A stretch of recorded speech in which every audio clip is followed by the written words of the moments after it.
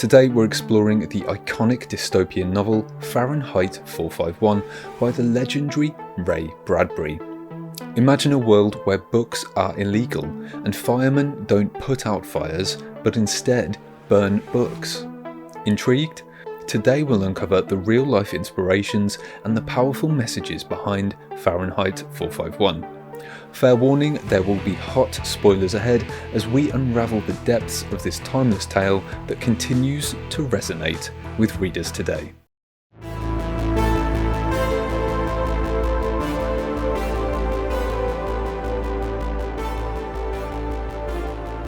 Fahrenheit 451 is set in a dystopian future where all books are banned, and firemen are tasked with burning any that are found.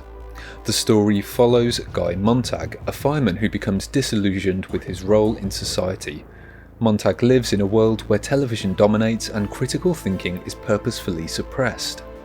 The plot kicks off with Montag meeting his new neighbour, Clarice McKellen, a young woman with a curious and free-spirited nature. Her unconventional views and questioning of the world sparks something within Montag, leading him to question his own life and beliefs. As Montag becomes increasingly disconnected, his wife, Mildred, remains absorbed in her interactive TV walls and dismisses his concerns. Montag's internal conflict reaches a turning point when he steals a book from one of the houses he is supposed to burn. He reached up and pulled back the grill of the air conditioning system and reached far back inside to the right and moved still another sliding sheet of metal and took out a book. He gazed at it in his hands, his eyes wide, seeing but not seeing. Montag's transformation is marked by key events, and he is eventually forced to burn down his own house under the orders of his fire chief, Captain Beatty, who is aware of Montag's growing disillusionment. This confrontation escalates, leading to a deadly clash where Montag kills Beatty with a flamethrower in a desperate act of self-defense. Now a fugitive, Montag escapes the city and joins a group of intellectuals led by a man named Granger. This group, known as the Book People, have dedicated themselves to preserving literary works by memorizing them, ensuring their survival despite the oppressive regime. As Montag integrates into this community, he finds solace and a renewed sense of purpose. Meanwhile, the city Montag fled is engulfed in a devastating war, symbolizing the collapse of the oppressive society Montag once served. The story concludes on a note of cautious optimism. Montag and the Book People, now safe from the chaos, are left with the task of rebuilding society, carrying with them the knowledge and wisdom of the books they have memorized. They offer a glimmer of hope for a future where critical thought and literature can thrive once again.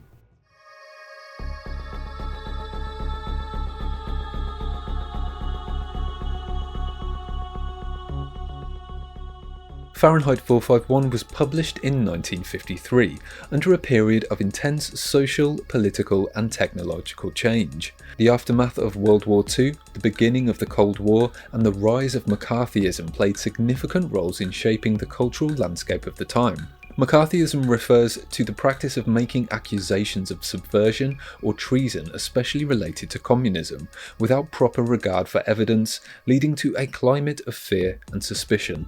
Some regard this period of the US's history, also known as the Red Scare, as having a chilling effect on political dissent and freedom of expression. The impact of McCarthyism and an added fear of nuclear annihilation on American society was profound, contributing to a culture of paranoia and self-censorship. I wrote this book at a time when I was worried about the way things were going in this country. Too many people were afraid of their shadows. There was a threat of book burning.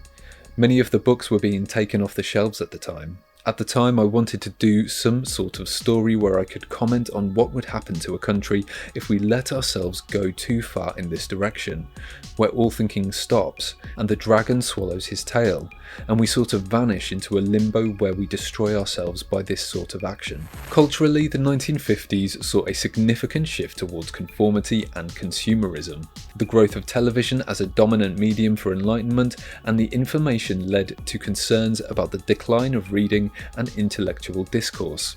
Ray Bradbury was particularly influenced by the rise of mass media and the potential for technology to be used as a tool for oppression and control. Technologically, the era was marked by rapid advancements and a fascination with the future. However, there was a growing anxiety about how these technologies could be misused.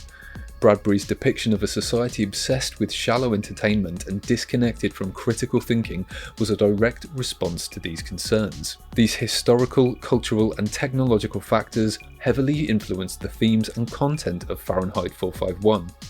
The book reflects Bradbury's fears about censorship, the loss of individuality, and the dangers of an unthinking, compliant society. It serves as a powerful warning about the potential unintended consequences of technology and of allowing government to stifle free thought and expression.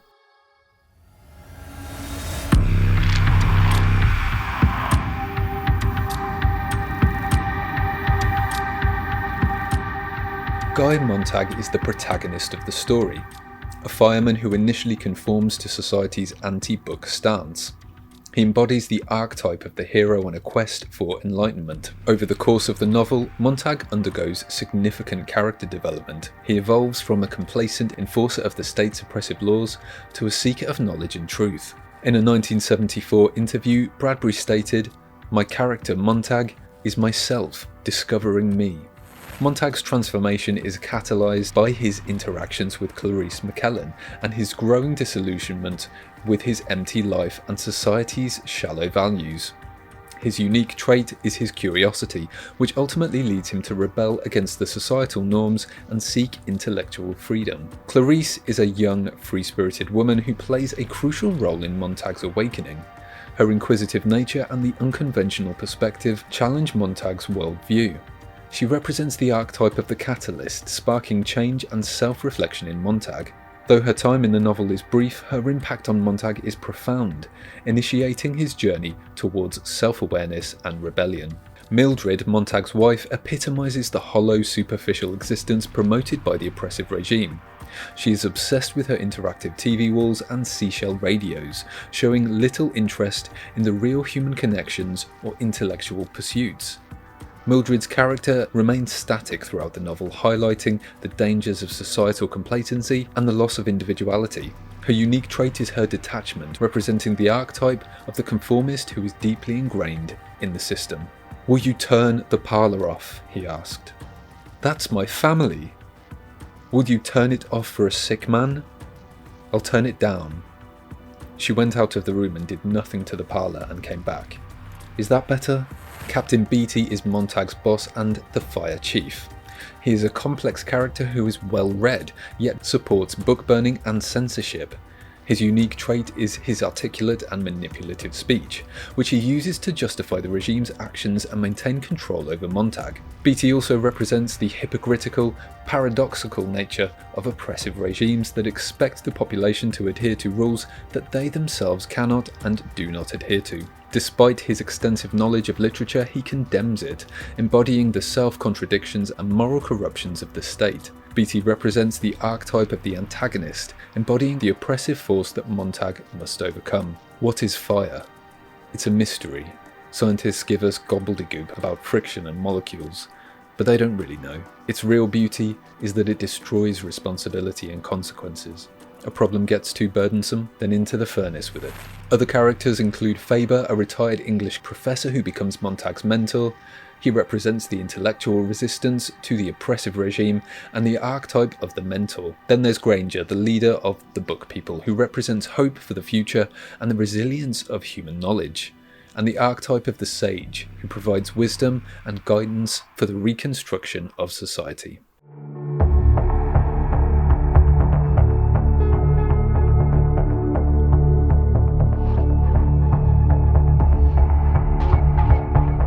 Fahrenheit 451 is rich with concepts that explore the impact of technology and authoritarianism on society. They not only make for compelling storytelling, but also serve as a profound commentary on the potential future of our own society. The central theme in the story is largely regarded to be about censorship. The banning books and having firemen burn any that are found represents the suppression of dissenting ideas and the control of information. The government uses censorship as a tool to maintain power and prevent rebellion, demonstrating how authoritarian regimes can manipulate knowledge to keep populations passive and compliant. Bradbury compounds this by depicting a society overwhelmed by technology, where superficial entertainment has replaced meaningful engagement. The interactive TV walls and seashell radios symbolise how technology can dominate daily life, distracting people from critical thinking and genuine human connections. In an interview, however, Bradbury said, "My book is not about censorship. It's about the moronic influence of popular media that is trying to eliminate all thought." In the novel, TV walls are large, interactive screens that cover entire walls in people's homes. These screens broadcast endless streams of mindless entertainment and government propaganda, encouraging citizens to immerse themselves in a shallow, artificial reality. Characters like Mildred, Montag's wife, spend their days glued to these screens, losing touch with the world around them and becoming increasingly isolated from real human interaction. In another interview, Bradbury expressed his deep concern about the impact of television on society, stating, "You don't have to burn books to destroy a culture. Just get people to stop reading them." The omnipresent TV walls serve to bombard citizens with state-approved messages, fostering conformity and discouraging critical thought. This concept critiques the potential for media to be exploited by those with power to manipulate public perception and maintain control over society. Similarly, the seashell radios are small earbud-like devices that people wear constantly, filling their minds with constant barrage of music, talk shows, and advertisements. These devices prevent individuals from having quiet moments of reflection or meaningful conversations, keeping them perpetually distracted and disengaged from their own thoughts and feelings. This portrayal serves as a critique of how mass media can be used to control and pacify the populace. By bombarding citizens with propaganda, trivial content, and keeping them in a state of passive consumption, the government in Fahrenheit 451 effectively suppresses dissent and critical thinking. Remarkably, Bradbury predicted the future with his depiction of giant wall-mounted televisions and personal audio devices, much like today's monolithic flat-screen TVs and earbuds. These predictions underscore Bradbury's foresight into how technology could evolve and its potential impact on society. In a 2007 interview, Bradbury said, "I wasn't trying to predict the future, I was trying to prevent it. If I can convince you to stop the things that I'm doing, then you're saved."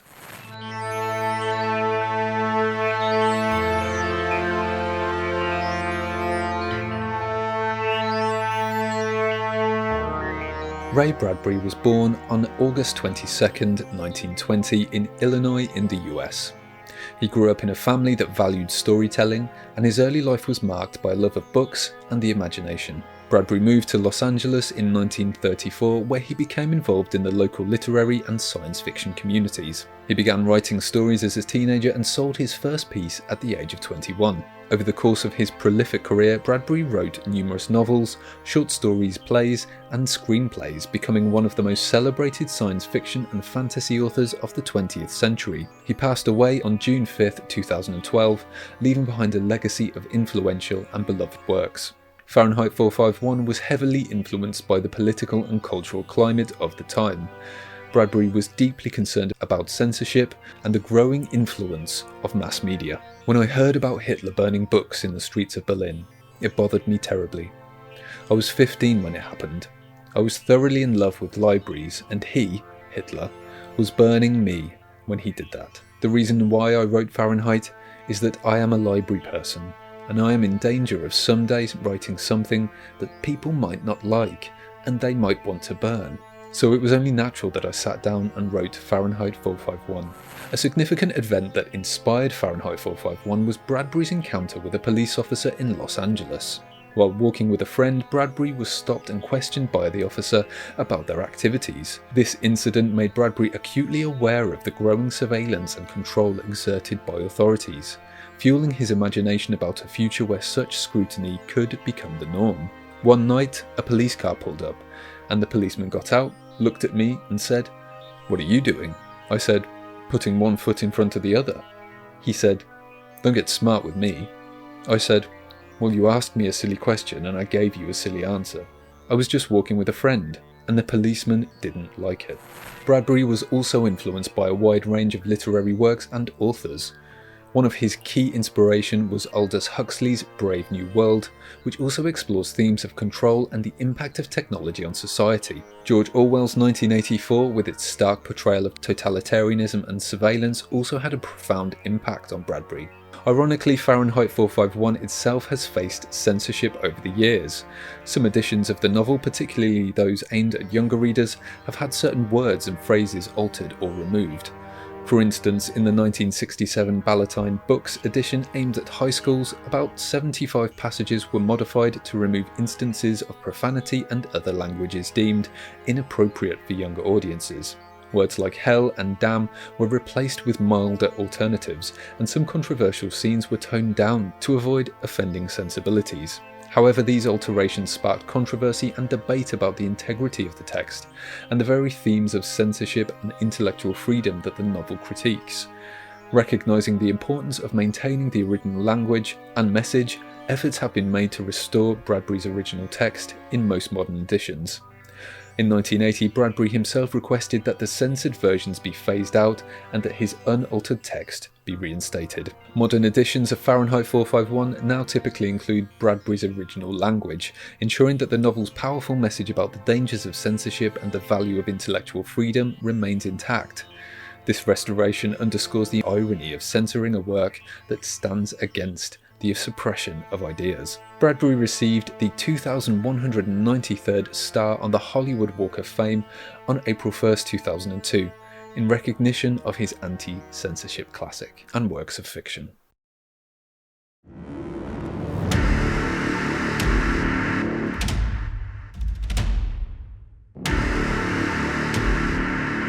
The novel is called Fahrenheit 451 because, according to Bradbury, this is the temperature at which book paper supposedly catches fire and burns. Additional to its central theme around censorship and the impact of technology on society, particularly how it can be used to control and pacify the populace, Fahrenheit 451 delves into the conflict between conformity and individuality, the dangers of passivity and complacency, and the power and value of knowledge. There must be something in books, things we can't imagine, to make a woman stay in a burning house. There must be something there. You don't stay for nothing. In the novel, society values sameness and discourages any form of individuality. Clarice McKellen, with her inquisitive nature and unique perspective, represents individuality and is ostracised for it. Montag's transformation is a journey towards embracing his individuality, questioning societal norms, and seeking personal freedom. This theme reflects the broader philosophical debate about the balance between societal cohesion and individual rights. The novel is also a stark warning against the dangers of passivity and complacency. The citizens in Bradbury's dystopian world are depicted as passive consumers of media, uninterested in questioning the status quo or engaging in critical thought. This passivity allows the authoritarian regime to maintain control without resistance. Montag's awakening and subsequent rebellion illustrate the necessity of active engagement and critical thinking in challenging oppressive systems. With his story, Bradbury underscores the intrinsic value of knowledge and literature. Books are portrayed as the vessels of human experience, wisdom, and critical thought. The book people who memorize books to preserve their content symbolize the enduring power of knowledge and its role in fostering a more enlightened and free society. This theme highlights the idea that knowledge is essential for personal growth and societal progress. Despite the advanced technology and constant connectivity, characters in the novel experience profound isolation and loneliness. Montag's relationship with his wife Mildred is distant and unfulfilling, and she is more connected to her TV family than to him. Clarice's disappearance leaves Montag feeling more isolated, pushing him towards his quest for deeper meaning and connection. This theme explores the paradox of how technology meant to bring people together can be used to drive them apart. The novel's critique of technology highlights an ongoing debate among scholars. While many see the novel as a critique of technological overreach, warning against a future where people are disconnected from reality due to their dependence on screens and superficial entertainment, some scholars argue that Bradbury's concern is more about the misuse of technology rather than the technology itself. These scholars suggest that the real issue Bradbury highlights is how technology can be used to manipulate and control populations, leading to a loss of individuality and critical thinking. This nuanced interpretation prompts readers to consider how technology can be both a tool for progress and a means for control, depending on its application. Nobody listens anymore. I can't talk to the walls because they're yelling at me. I can't talk to my wife. She listens to the walls. I just want someone to hear what I have to say. And maybe if I talk long enough, it'll make sense.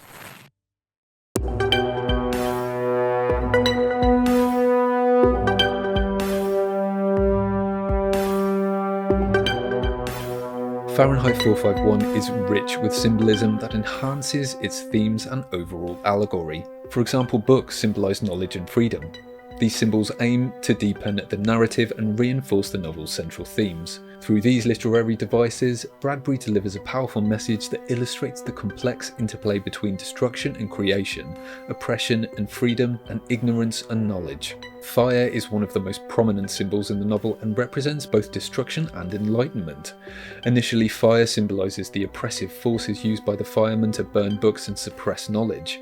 However, as Montag's character evolves, fire also comes to represent warmth, light, and the potential for rebirth and transformation. The dual nature of fire underscores the novel's theme of technology's power to both harm and help humanity. Another prominent symbol can be found in the mechanical hand, one of the most unnerving technologies found in the story. This robotic enforcer is used by the fireman to track down and eliminate those who defy the government's ban on books. Its insect-like appearance, silent movements, and tracking capabilities make it a relentless and unnerving presence. The hound's emotional and lethal efficiency, symbolised by its needle that can administer a fatal injection, embodies the cold, dehumanising force of the state. This terrifying entity amplifies the novel's themes of technological control and the oppressive nature of an authoritarian regime, illustrating the extreme measures used to maintain societal conformity and suppress dissent. Bradbury also uses war as a powerful symbol of the destructive consequences of authoritarianism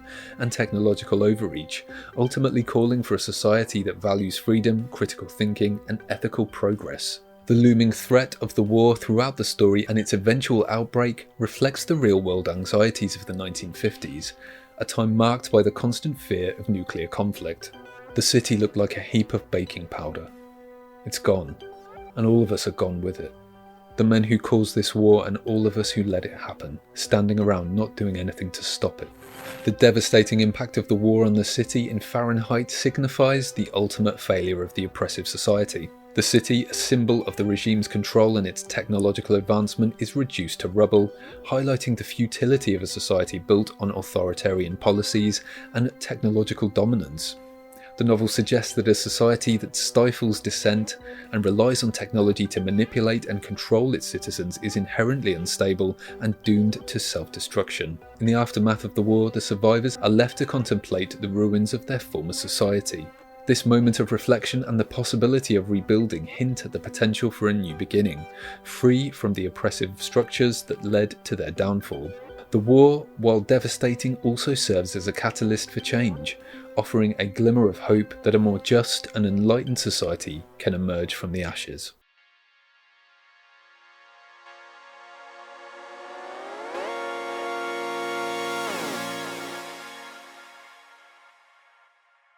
The journey to the publication of Fahrenheit 451 began with Bradbury's earlier works that explored similar themes. The novel originated from a shorter work entitled The Fireman, which was published in the February 1951 issue of Galaxy Science Fiction.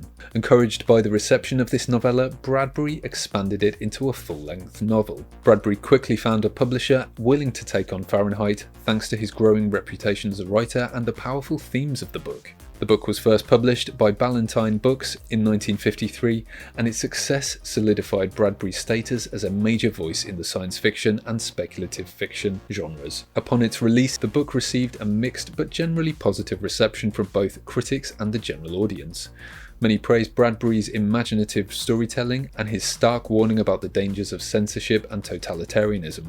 However, some critics were initially dismissive, considering the novel too sensationalist or overly political. Despite these criticisms, the book quickly garnered a dedicated readership and became a seminal work in the science fiction genre. It has received numerous awards and recognition since its publication, winning the American Academy of Arts and Letters Award in Literature and the Commonwealth Club of California Gold Medal. Though Fahrenheit 451 was published before the formal establishment of the Hugo Awards, it retroactively won a Retro Hugo in 2004 for the best novel of 1954. The novel's enduring relevance has also earned it a place in many academic curriculums worldwide and has been adapted into films, a TV show, plays with a screenplay written by Bradbury himself, radio dramas, and even a graphic novel. What's more, it has significantly influenced other works and the broader speculative fiction and science fiction genres. You can see Bradbury's unique blending of science fiction with social commentary in works such as The Hunger Games by Suzanne Collins,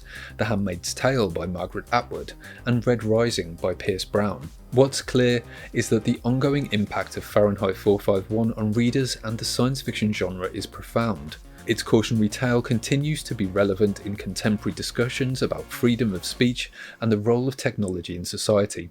The book's portrayal of a dystopian future has influenced countless readers to critically evaluate the world around them and advocate for intellectual freedom.